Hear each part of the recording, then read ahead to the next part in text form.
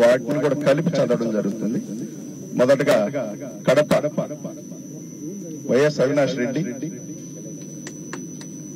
Rajampet PV Mithun Reddy గారు, Chittoor Reddappa, Tirupati బల్లె Durga Prasad, Hindupur Gorantla Madhav, Anantapur Tallari Rangayya, Kurnool doctor Sanjeev Kumar, Nandyal P Brahmananda Reddy, Nellore Adala Prabhakar Reddy, Ongole బాగుండ Srinivasa Reddy,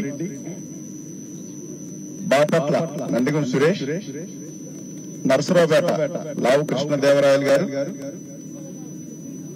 Guntur Modugula Venugopal Reddy గారు, మచిలీపట్నం బాలశౌరి గారు, విజయవాడ పి వరప్రసాద్ గారు, ఏలూరు కోటగిరి శ్రీధర్,